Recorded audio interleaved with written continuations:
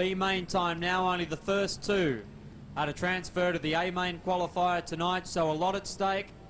We see the likes of Nathan McDonald and John Walsh lining up on the front row. There'll be plenty of pressure there for them. 20 grueling laps up on the Pennzoil counter as we watch the Callaghan Motors Pace Utility about to leave the circuit. Walsh, with all of his vast experience, coming up against Nathan McDonald, the driver who has been inside the top three in many of the quid sprint car rounds throughout season 94-95. We look back behind them and can see the American Brent Anthill. He's there after some problems in one of his heat races. He's up against Mark Gilbert, the South Australian. In behind them is Peter Murphy in car number 4. He's up against John Shaw in car number 66 for Haviland Formula 3. Then it's Wayne Bunker and Wayne Skipper, Barry Lawrence and Roy Wright. Then we look towards Peter Smith in car number 8, along with the 27 entry of Robert Forbes. That's pretty much your entire field. Watch for the front row to break away from this track, looking superb. They roll in through turn number 3. These big, high horsepowered sprint cars getting set to come up to full noise. B-main bustling action is your way with the green. John Walsh getting away beautifully. McDonald hangs the Gamblers. Big right rear around the outside. He's gone by, but the yellow has come out. Look at that as they eased off. All of these cars getting over on the right rear, bicycling,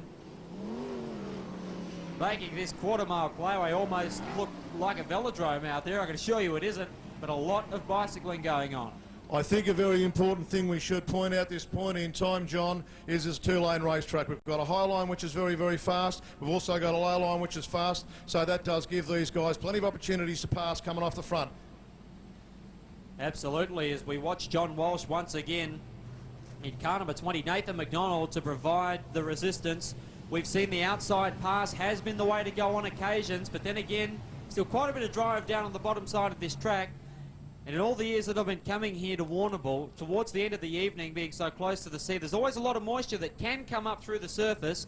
And on occasions, we've seen a track that's been just perfect to start with actually become hookier and drivier by the end of the event. That's something to consider as well, although still reasonably early in the night. They come in through turn number 4, past the Pennzoil timer. McDonald up against Walsh. They'll plant the right foot into the bucket. They're away. McDonald works the outside of John Walsh. He's got his measure. Mark Gilbert immediately works John Walsh over as they fly down the backstretch. Into 4th position, it's John Shaw, the Gosford Warrior. Back behind him looks to be Peter Murphy. They're followed by Brent Anthill, who's backed up at the start of it. In behind them looks to be Wayne Skipper in 24, and Lawrence is on the move. Barry Lawrence in the FAI J&J has gone by Wayne Skipper like he was standing still. Roy Wright in 17, getting a little bit loose out of turn number 4. Peter Smith making a move on Wayne Bunker. Plenty happening, but it's Nathan McDonald giving them a dose of Mac attack now out of the second corner. He cruises down the back straight. Hardly even lifting off for a moment. His Alan Phelps prepared engine is working like a rocket ship. Stopwatch on it. Through 1 and 2 right now in car 17. He's going to say a casualty in this one, but he's pulled the big 360 and now rejoins the track. 13.40 for McDonald, but now he's coming into heavy lap traffic. Really can make or break any driver's aspirations. He hooks it down on the bottom side of the track. Pole line and outside line really coming into play, just like we saw here at the quid round in the 10th round of the series going back a couple of weeks. This is a dynamic racetrack. McDonald now having trouble negotiating Wayne Milburn in car number 2. Gives him a tap, says thanks very much. I'll grab that piece of real estate. Now in through turn number 3 they go. We pick up John Walsh, who is beginning to catch him, but McDonald now clears out like a veteran, trying to use the experience that he's gained here in Australia. Has been to the US a couple of times, but not to race as of yet. Been over there spannering and just absorbing the magnificent atmosphere at Knoxville. In through turns 1 and 2, coming up to put a lap on Wayne Bunker. John Walsh has got Mark Gilbert sitting back behind him to the tune of about 6 or 7 lengths. But anything could still happen here. We are at the halfway mark. Gilbert in 5 pursuing Walsh for everything it's worth. He just about has his front end taken out by Milburn.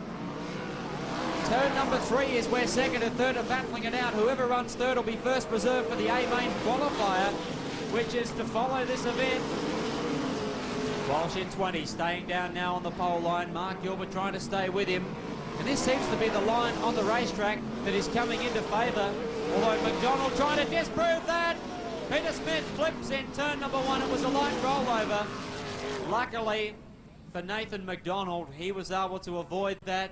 Now, if he was down on the bottom side of the track following that lap traffic, he would have definitely been involved with that. What a great lesson for young drivers out there and perhaps potential drivers to always look for a different line around the racetrack. You follow someone ahead of you, if something happens to them, you could be caught up in it. So really going for that different line around the outside, it paid dividends for McDonald.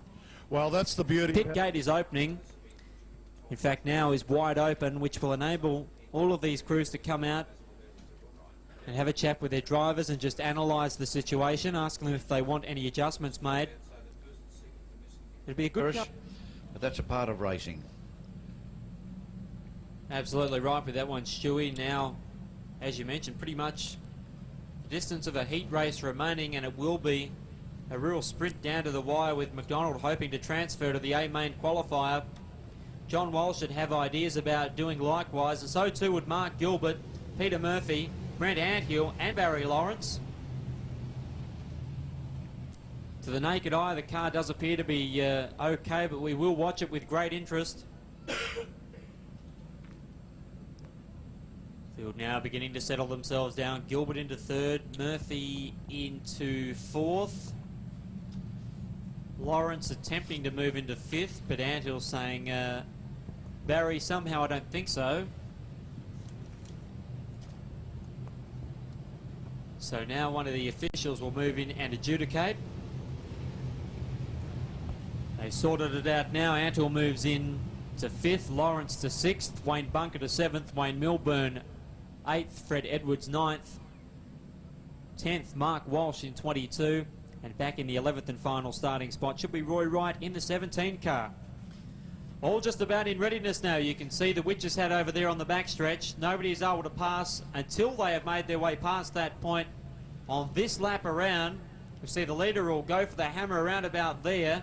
If you do pass before that Witches Hat, the caution will come on once again and you will be sent automatically back to the rear of the field. That's the ruling. It's been enforced with the Quit Series over the past season, and it's a good trend. It's come out of the US once again. McDonald in car number 32, the Gambler out in front. John Walsh sits in behind him.